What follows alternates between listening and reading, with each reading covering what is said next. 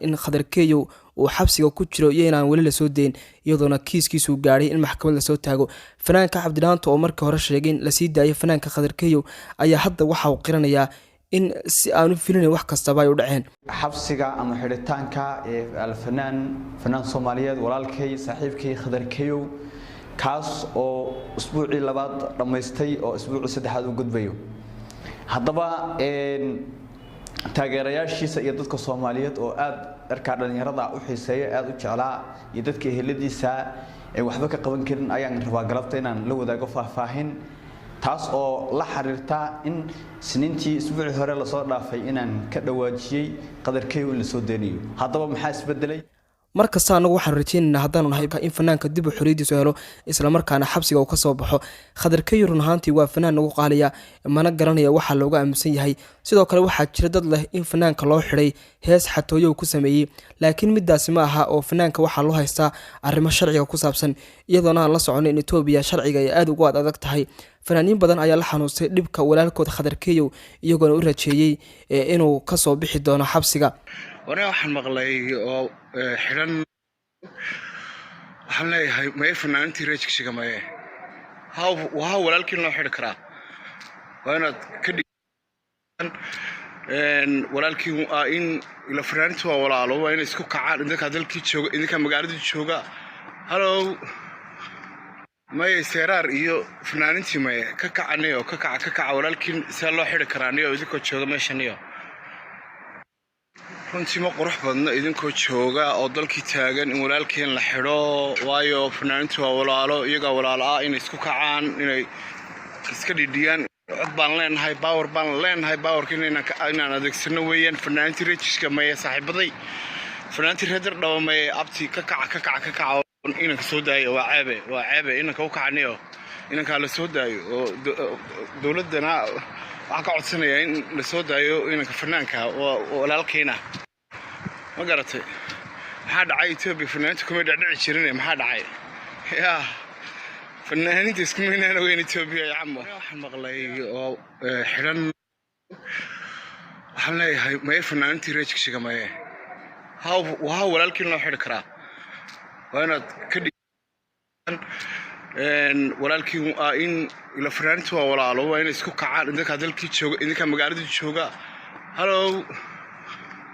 may seeraar iyo fanaantii ma ka kacanayo ka kaca walaalkii si loo xiri karaa niyo idinka jooga meeshaniyo runtii ma qurux badna idinkoo jooga oo dalkii taagan in walaalkeen la xidho waayo fanaantu waa walaalo iyaga walaalo ah inay isku kacaan inay iska dhidhiyaan cod baan leenahay baawarka inaan adeegsano weeyaan fanaantii reejiska maya saaxiibaday fanaantii reer dhabo maya abti ka kaca inanka soo daayo waa ceebe inanka u kacaniyo inanka la soo daayo oo dawladana waxaan ka codsanayaa in la soo daayo inanka fanaanka walaalkeena ma garatay maxaa dhacay Itoobiya fanaantu kuma dhacdhici jirin maxaa dhacay fanaaniinta isku meynaan weyn Itoobiya yacmo haddaba Cabdilaanto oo fanaanka inta badan soo gudbiya xogta fanaanka Khadarkeyo aadna ugu dhow ayaa muuqaal uu soo galiyay bartiisa YouTube-ka waxa uu ku sheegay in kiiska Khadarkeyo maxkamadu gaaray sidoo kale fanaanka Cabdilaanto waxa uu iftiimiyay waxyaabaha saxda ah ee loo haysto fanaanka Khadarkeyo. haddaba saaxiibayaal waxyaabaha ku soo kordha arrimaha Khadarkeyo iyo xaaladiisa halkan ayaan idinku soo gudbin doonaa fadlan subscribe saaro channelka isla markaana gambaleelka furo siina share garow la wadaag asxaabtaada waana ku mahadsan tahay daawashada muuqaalka. marka safarkiisa magaalada Addis ku ekaa sidaad ogtiin Soomaali badan ayaa waxay sitaan inta badan baasaboorkan ajnabiga ama dawladdan aan dariskanahay Itoobiya sidaas darteed dawladda iyo dadka oo dhan shacabka kala bar way wataan maadaama baasaboorka wadankeena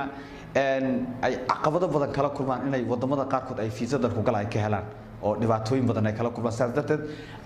waxa inagu kalifay inaynu baasaboor ajnabi ah raadino caqabadaha iyo maxay dhibaatooyinka wadankeena ka jira ayay maartay sabab noqday sidaad ogtiin wiilku baasaboorkaas ayuu watay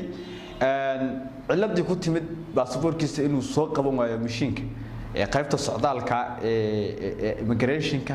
ayay ka bilaabatay in maartay shaki badan oo dhinaca alaamaha amaanka Itoobiya uu ka dhasho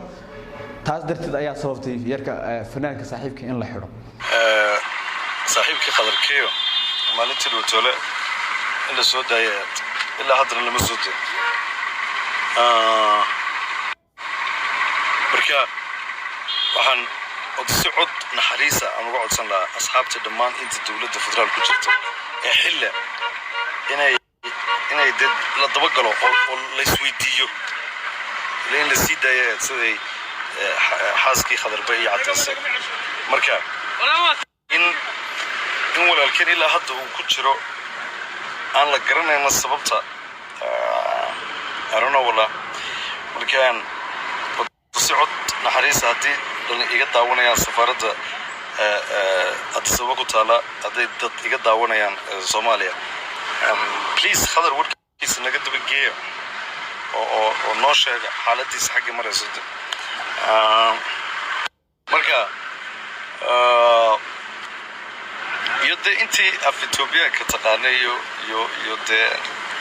ولا لها دولتين كالصومالية إلا دبقلو إلا وقادو إن وايد شيل كركبة لوسمي أو تازني وحوي نماركو نيمبا شيل لوسمي أو إمسا ركبة لحري لسوداي إمسا ركبة حرن مانتا تازن وحوي نماركو لكن وحوي waxaan u arkaa markaan reasonkii loogan sababta qofkii loo xiray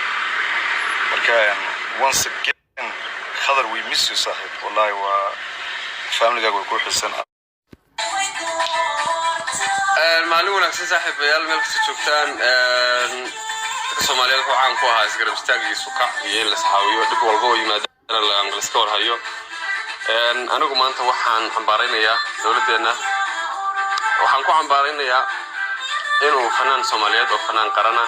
oo runtii ka diiwaan gashan dawladda gobolka Banaadir dawladda hoose in uu maanta ku xiran yahay waqti aad u dheer dal daandarsna oo shisheeyay laba waayin haddii la isxil qaamo oo dawladda dadka madaxda ka ama dadka safaaradda haysata ama waaxda haysata imika ee dalkaas uu joogo dhigeedii lagama waayin Soomaaliya waxaan aaminsanahay in gaabis badan jiro iyo isxilqan la'aan waxaan wanaagsan loo naxariis ku jirto oo ixtiraam ku jiro dawladda uga codsanaa arrinta inay si dhaxsaw faragasho oo farageliso oo maxay ahayd fanaanka Soomaaliyeed ay xorriyadiisa sidoo heli lahaa ka shaqeyso qof walba wajiba ka saaran inuu arrintan ka hadlo qof walba wajiba ka saaran waxa wajib aad ugu saaray fanaaniinta Soomaaliyeed oo codkoodu meesha ku gaarayo dadka shacabka badan ku xiran yihiin ee dawladdu ku xiran tahay arrintan waa arrin runtii laga xumaado si kastaba isaga macnaha qaladku waxa uu uga dhaco ama loogu xirigiisa sabab ha ahaato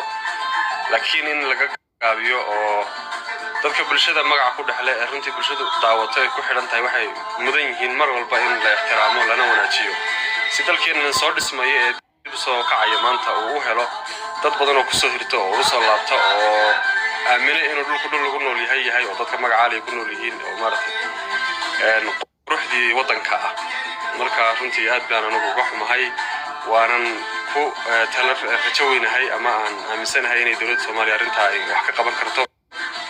aad iyo aad baan maxay ahayd u faraya arrinta mar labaad iyo mar saddexaad